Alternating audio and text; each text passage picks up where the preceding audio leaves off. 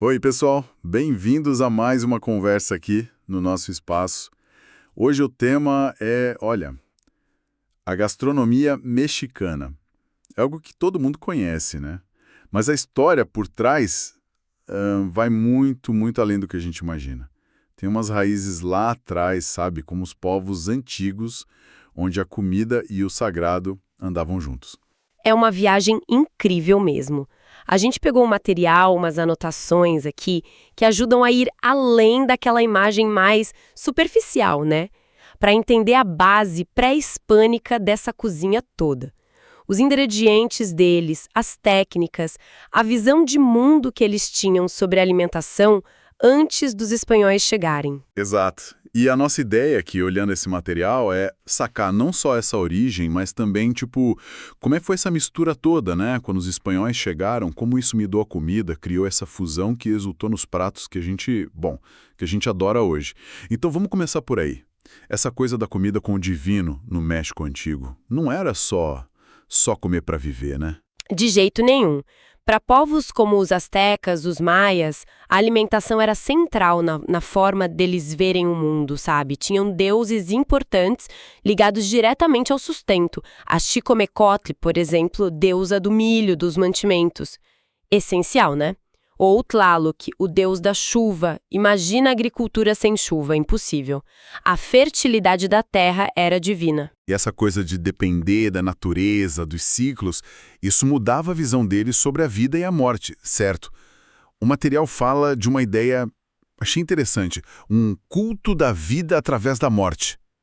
Não só um culto à morte. O que isso quer dizer na comida, assim? Quer dizer que a morte não era o fim, entende? Era parte de um ciclo, para renovar. Isso é muito claro na agricultura, né?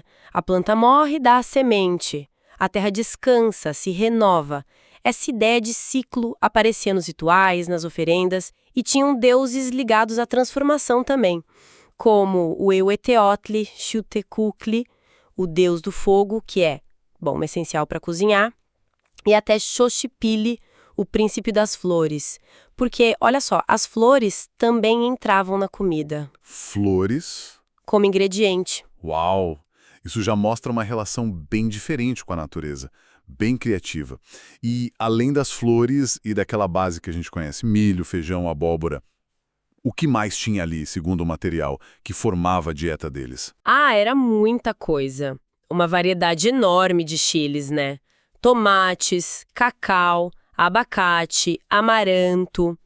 Mas uma coisa que o material destaca e que, bom, talvez surpreenda hoje, é a tal da entomofagia. Comer insetos, tipo gafanhotos, formigas, larvas, era normal? Muito normal, totalmente parte da dieta. Insetos como os chapulines, que são gafanhotos, escamoles, as ovas de formiga, gusanos de maguey, que são as larvas do agave, eram fontes de proteína super importantes e acessíveis. Eram vistos até como iguaria, sabe? Não tinha esse tabu que a gente vê hoje no Ocidente. Que doido pensar nisso como algo normal. E para preparar isso tudo, o milho, os insetos, que ferramentas eles usavam? Dá pra gente ter uma ideia de como era a cozinha deles, pelo que está descrito? Dá sim. E o mais legal é que várias dessas ferramentas são tão boas, mas tão boas, que são usadas até hoje, né? São a base da cozinha tradicional mexicana. Pensa no metate, aquela pedra, tipo uma tábua, né? Geralmente de pedra vulcânica, e eles usavam com um rolo de pedra, o metilapil, para moer o milho, aquele milho nixtamalizado para fazer a massa da tortilha, ou para moer chile seco, semente. A textura fica, nossa, única. E para fazer aqueles molhos frescos, as salsas. Aí já é o molcajete, é tipo um pilão, né? Também de pedra vulcânica, com o pilãozinho chamado tejolote. Ele não só moe, ele meio que macera os ingredientes. Tomate, chile, coentro, alho. Ele solta os óleos, os sabores, de um jeito que, olha, um liquidificador não faz, não. A pedra porosa ajuda a criar emoção, o sabor fica mais profundo. É tecnologia pura, só que ancestral. E claro, tinha o comal, aquele disco para cozinhar tortilha, e as olas de barro, as panelas de barro, para cozinhar feijão, ensopados. Incrível, né?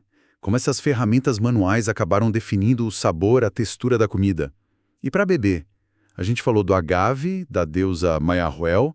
O que mais eles bebiam? Bom, água, claro. Mas tinha bebidas fermentadas muito importantes. O pulque, que é da seiva fermentada do agave. Nossa, é milenar, era sagrada, nutritiva.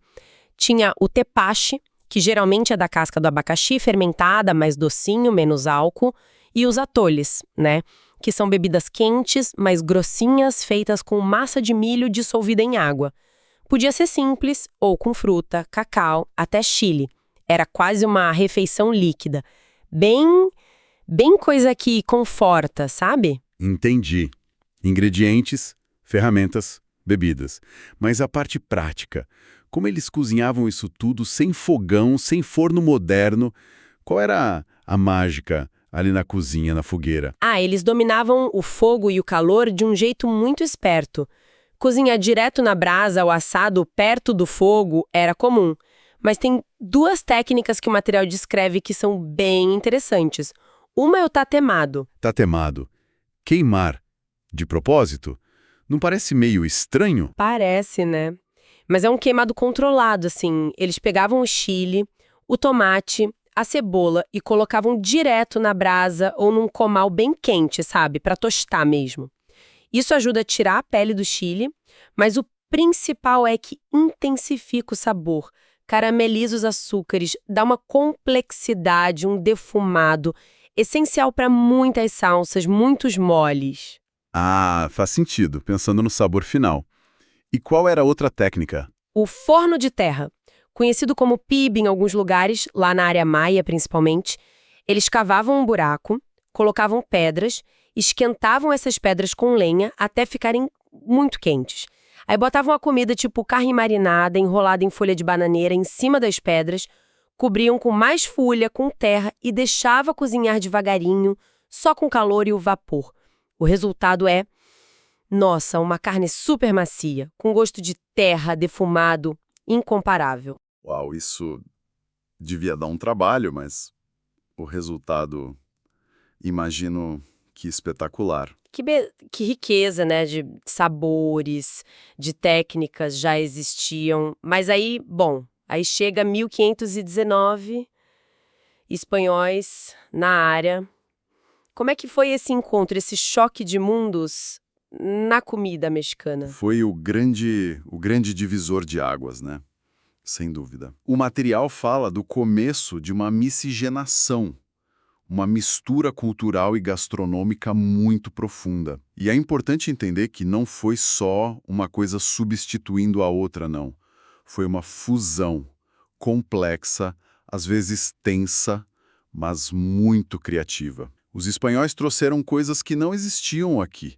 Ingredientes, animais, Porco, boi, galinha. laticínios, tribo, né? Exatamente. E junto com isso, outras formas de cozinhar. A fritura na gordura, principalmente banha de porco. Isso foi uma novidade que mudou muito a textura, o sabor de vários pratos. Trouxeram açúcar de cana, arroz, azeite e especiarias de fora, muitas que vieram do mundo árabe para a Espanha e de lá para cá, sabe? Cravo, canela, cominho, pimenta do reino. E essa mistura não foi só na panela, né? O material fala da questão religiosa também. Sim, total. A imposição do catolicismo mexeu em tudo. Práticas religiosas antigas, incluindo os sacrifícios que o material menciona, foram proibidas. Isso mudou as festas que eram ligadas à comida. O Dia dos Mortos é um exemplo perfeito de sincretismo, né? Manteve a raiz pré-hispânica, aquela visão da morte como ciclo, mas incorporou coisas católicas, datas. E essa mudança cultural aparece demais na comida. Nos pratos feitos para essas novas festas, para o dia a dia. Então, dá pra gente ver essa mistura, essa história toda nos pratos que hoje são tipo símbolos do México. Com certeza! Muitos pratos que a gente acha super típicos são, na verdade, o resultado dessa fusão. Pega o pozole, por exemplo. Aquela sopa forte, né? A base é o milho cacauazincle, um milho nativo, preparado do jeito antigo, com a nixtamalização, mas hoje em dia quase sempre vem com carne de porco. que veio com os espanhóis. O pão de muerto, aquele pão doce do Dia dos Mortos. Isso, usa trigo, que é europeu, mas o formato dele tradicionalmente lembra ossos, crânio, um símbolo que vem lá de trás da celebração dos ancestrais. Outro exemplo ótimo é a cotinita pibil. É carne de porco, europeia, marinada no achiote, que é uma semente daqui, vermelhinha para dar cor e sabor, e suco de laranja azeda. E o jeito de fazer tradicional é no pibe, o forno de terra pré-hispânico. É a fusão perfeita. Ingrediente de um lado, técnica do outro. Que exemplos ótimos. E o material dá um destaque para um prato que parece ser, assim, a síntese de tudo isso.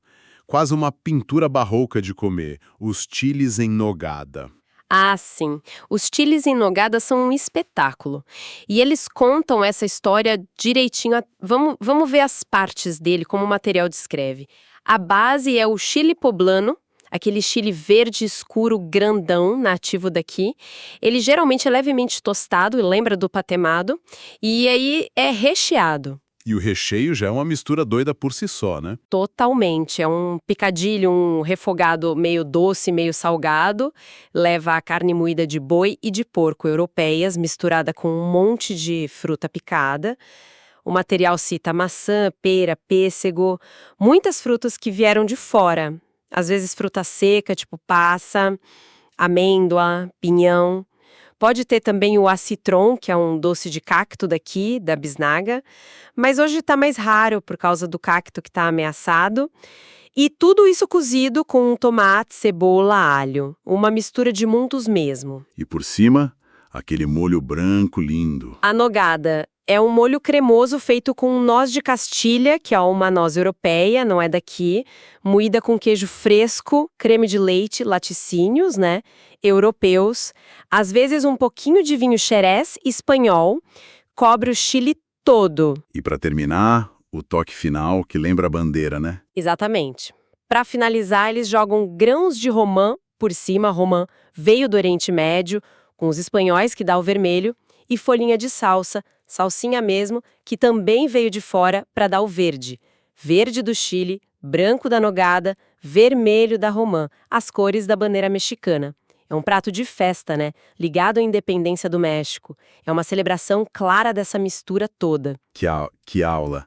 É impressionante como cada pedacinho do prato conta um trecho dessa história de encontros. O material ainda cita rapidinho outras coisas importantes, tipo o mole e o uso das folhas para cozinhar. Sim, o molho é super importante, mas é quase uma categoria de molhos, né? Não é um prato só. O material descreve a base, uma mistura super complexa de vários tipos de chiles secos, especiarias, cravo, canela, cominho, pimenta, muitas que vieram de fora, sementes, às vezes chocolate, fruta, nozes. Nossas receitas mudam demais de lugar para lugar. Muitas têm raízes lá atrás, pré-hispânicas, mas quase todas foram enriquecidas com ingredientes europeus, asiáticos que os espanhóis trouxeram. E o uso das folhas, tipo a folha de plátano, de bananeira, lá no sul, na costa, ou a totomoscle, a folha seca do milho, mais no centro, para enrolar e cozinhar coisas como os tamales. Isso mostra como as técnicas foram se adaptando ao que tinha em cada lugar. Uma sabedoria antiga. Nossa, que viagem a gente fez, hein? Começamos lá nos deuses, nos ingredientes tipo inseto, flor, passamos pelas ferramentas antigas que até hoje dão a textura certa e chegamos nessa coxa de retalhos riquíssima que é a fusão com a Europa. Fica muito claro mesmo que a comida mexicana é tipo um livro de história que a gente come. Sem dúvida nenhuma. É um patrimônio vivo. Mostra de um jeito delicioso, né? Como a história, a adaptação, a resistência, a criatividade das pessoas aparecem ali no dia a dia, no que alimenta a gente. É uma história contada em cada sabor, cada cheiro, cada textura. Séculos de trocas, de transformações. E isso deixa a gente pensando, né? Uma última provocação aqui. Se a gente olhar para essa história toda, essa dinâmica de mistura, de se reinventar sempre, como será que a globalização de hoje, com essa troca ainda mais rápida de ingredientes, de técnicas do mundo todo, E as novas tecnologias na cozinha, como será que isso está escrevendo o próximo capítulo da comida mexicana? O que é ser autêntico numa cozinha que sempre foi tão boa em absorver e transformar? Fica aí a pergunta, né? Para a gente pensar.